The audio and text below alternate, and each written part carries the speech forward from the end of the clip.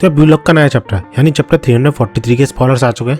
और वैसे तो मैं हमेशा चैप्टर पे ही वीडियो बनाता हूँ, लेकिन इस बार का चैप्टर आया ही कुछ ऐसा है कि मुझसे रुका नहीं गया, इसलिए स्पॉयलर्स पे वीडियो बना दे रहा हूँ। तुमने ब्लॉग में आखिरी बार ऐसा कब देखा था कि एक चैप्टर में गोल हो चुका है और उसके अगले ही चैप्टर में एक और गोल हो जाता है। एटलीस्ट मुझे तो याद नहीं कि ऐसा कभी हुआ भी है आज से पहले, क्योंकि पिछले चैप्टर में हमने देखा था कि कराजू का सिस्टम जो है वो काम कर रहा है और उसी सिस्टम की हेल्प से उसने शीदो और बारो का यूज करके गोल कर दिया है। और ऐसा लग रहा था कि अगले 2-3 चैप्टर्स लगेंगे और फिर से फ्रांस की टीम गोल करेगी, लेकिन गैस व्हाट, वो गोल इसी चैप्टर में हो जाता है, वो भी सिर्फ 6-7 पेजेस में। अब एग्जैक्टली क्या होता है, कैसे होता है और लोकी किस लेवल का प्लेयर है, ये सब कुछ जानेंगे इस वीडियो में। So if you interested keep watching.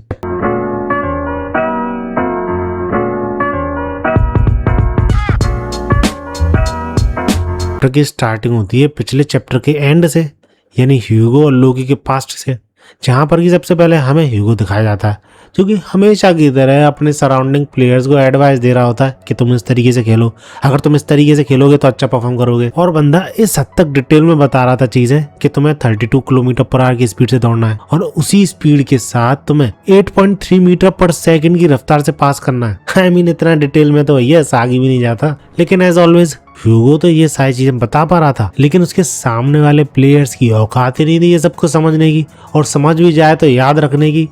इतनी ज्यादा स्पेसिफिक इन्फॉर्मेशन के साथ कौन ही खेल पाएगा। और इसी वजह से वो ह्यूगो से शॉक्ड थे कि क्या तुम इतनी सारी चीजें सोचते हुए खेलते हो, आखिर ये कैसे पॉसिबल है। जिसपे ह्यूगो भी लाए, क्या मतलब, ये तो नॉर्मली हर प्लेयर को पता होना चाहिए कि उसकी स्पीड कितनी है, उसकी कितनी क्षमता है, कैसी सिचुएशन में वो क्या कर सकता है, ये सारी चीजें। और वही मैं तुमको एनालाइज करके तुम्हारे लिए बता रहा हूँ। इसके बाद हमें ह्यूगो अकेले में सोचता हुआ दिखाया जाता है, जिसके माइंड में सिर्फ एक ही चीज चल रही थी कि वर्ल्ड कप 4 बार जीतने के लिए जो भी चीजें चाहिए वो उन सारी चीजों को परसू कर रहा है। लाइक एनवायरनमेंट जैसा चाहिए वो उसी एनवायरनमेंट में खेल रहा है। कोच जितना कैपेबल चाहिए उतने ही कैपेबल कोच के अंडर में वो खेल रहा है। और रही बात ऑर्गेनाइजेशन की, तो वो टॉप ऑर्गेनाइजेशन के अंडर में खेल रहा है। बस बचती है तो सिर्फ एक चीज, उसका नंबर 2 बनना।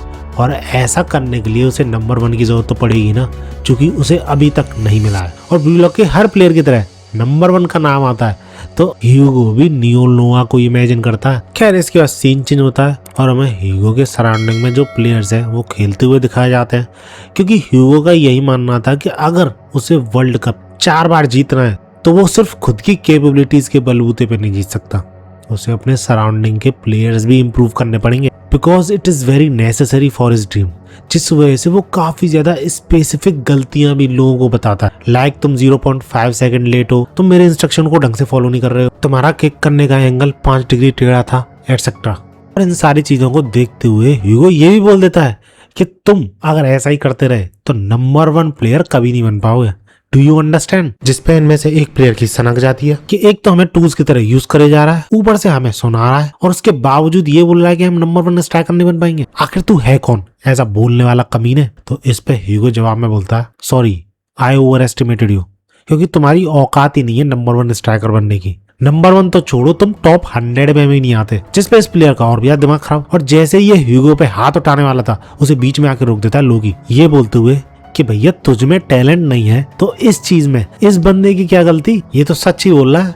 जिसपे प्लेयर शॉक्ड, क्योंकि आज से पहले इनमें से किसी ने भी लोकी को नहीं देखा था। एंड इसके बाद कोच इंट्रोड्यूस करता है लोकी को, जो कि अभी अभी लोअर कैटेगरी से अपर कैटेगरी में आया है। यानी हर किसी क्लब में क्लासेस रहती हैं, क्लब या फिर बोलूं नेशनल टीम में, कि जो जूनियर टीम है उसमें नए प्लेयर्स आएंगे, ट्रेन होंगे, और जो सीनियर टीम है उसमें बेस्ट प्लेयर्स होते हैं जो कि नेशनली खेलते हैं। और अपना लोकी क्योंकि उम्र में काफी ज्यादा छोटा था, इसलिए सीनियर टीम में ह्यूगो के काफी टाइम बाद आया था। और पता है जब बंदा अपना इंट्रोडक्शन देता है तो पहली ही चीज क्या बोलता है, sorry for my rudeness, I am Loki and I am going to win world cup multiple times in my life time. और ये चीज सुनते ही ह्यूगो में करंट दौड़ जाता है, क्योंकि उसका भी तो ड्रीम यही है, 4 बार वर्ल्ड कप जीतना। और यहाँ पे तो उसके सामने कोई ऐसा बंदा भी है जो कि मल्टीपल टाइम्स जीतना चाहता है वर्ल्ड कप, यानी 4 से भी ज्यादा बार। और पता है ह्यूगो सिर्फ इस सेंटेंस से लोकी को नंबर 1 प्लेयर मान लेता है, क्योंकि उसे पता था अगर कोई मल्टीपल टाइम्स वर्ल्ड कप जीतने की सोच रखता है तो वो उतना कैपेबल तो होगा ही।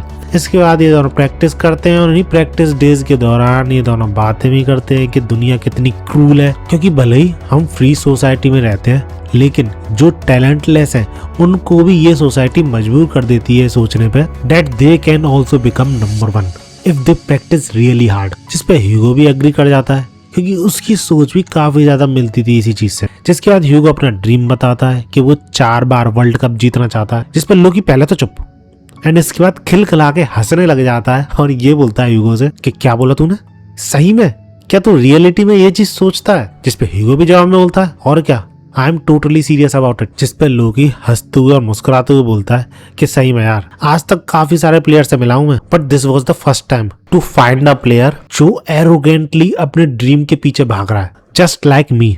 और इसी के बाद सीन चेंज होता है, हमें प्रेजेंट में लाया जाता है यानी मैच में, जहाँ पर कि ह्यूगो बॉल को लेके आगे बढ़ता है और वहीं लोकी पीछे की तरफ जा रहा होता है। और यही चीज देख के सागी सरप्राइज कि आखिर ये करना क्या चाह रहा है।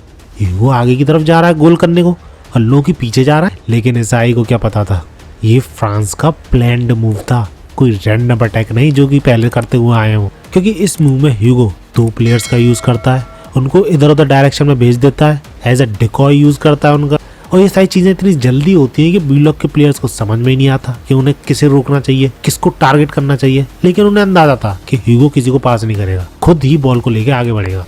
तो इसलिए कुनिगामी ह्यूगो को डायरेक्टली कन्फ्रंट करने पहुंच जाता, लेकिन उसे बिल्कुल भी अंदाजा नहीं था कि ह्यूगो को इसी चीज का इंतजार था कि सारे प्लेयर्स कहीं ना कहीं अटक जाएं। और अब ऐसा हो चुका था एंड दैट्स व्हाई इसी स्पेसिफिक टाइम पे एंट्री होती है लोकी की। और पता है लोकी अपीयर होते हुए क्या बोलता है, प्रिपरेशन आर कंप्लीट। और ऐसा बोलने के बाद ही वो तुरंत ही एक्सेलरेट कर जाता है गोल की तरफ, बिना बॉल को देखे, बिना प्लेयर्स को देखे कि वो क्या कर रहे हैं, बिकॉज ही न्यू कि ह्यूगो उस तक बॉल पहुंचा देगा। और लोकी के इस अटैक को आईक्यू रोकने की कोशिश तो करता है, बट प्रॉब्लम पता है यहाँ पे क्या थी, आईक्यू को बॉल और लोकी इन दोनों को देखना पड़ रहा था, पर लोकी उसको कुछ भी नहीं देखना पड़ रहा था, सिर्फ वो गोल की तरफ भाग रहा था। और यही चीज आईक्यू को शॉक कर देती है कि बंदा बॉल की तरफ तो देख ही नहीं रहा, जिस वजह से आईक्यू को समझ में नहीं आ रहा होता है कि लोकी का अगला मूव क्या होगा। लेकिन भैया इतने सोचने समझने का टाइम कहाँ होता है इतने तगड़े रैपिड अटैक के दौरान। और पता है लोकी को और ह्यूगो को एक दूसरे पे ट्रस्ट इतना ज्यादा क्यों है, क्योंकि वो दोनों ही एक दूसरे के टैलेंट की रेस्पेक्ट करते हैं और समझते हैं कि उन दोनों के टैलेंट का कॉम्बिनेशन 50-100 सालों में एक बार होता है। इतना ज्यादा रेयर है इन दोनों के टैलेंट का combination and that's why as a result of all this goal हो जाता है जूलियन लोकी के थ्रू, जिसके बाद वो हर प्लेयर की तरह दहाड़ने लगता है। और इस सब के होने के बाद इसागी स्पीचलेस हो जाता है, क्योंकि इस पॉइंट ऑफ टाइम तक वो फ्रस्ट्रेटेड कम और इंस्पायर्ड ज्यादा था इन दोनों के टीम वर्क से। And that's how chapter and हो जाता है। होपफुली तुम्हें अच्छा लगा होगा, क्योंकि मुझे तो काफी अच्छा लगा। मैं 9 आउट ऑफ 10 दूंगा।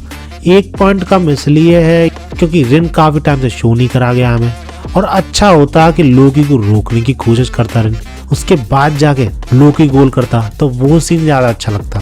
क्योंकि लिटरली यार ये गोल कुछ ज्यादा ही आसान हो गया, ऐसा लगा ही नहीं कि बी ब्लॉक की टीम के अगेंस्ट में कम्पीट कर रही है फ्रांस की टीम। खैर अब तुम बताओ, क्या ये मैच यहीं पे एंड हो जाएगा, फ्रांस की टीम रोक के रखेगी बी ब्लॉक को गोल करने से, या फिर बी ब्लॉक की टीम एक और गोल करेगी और उसके बाद जाके फ्रांस की टीम एक और गोल करके जीतेगी?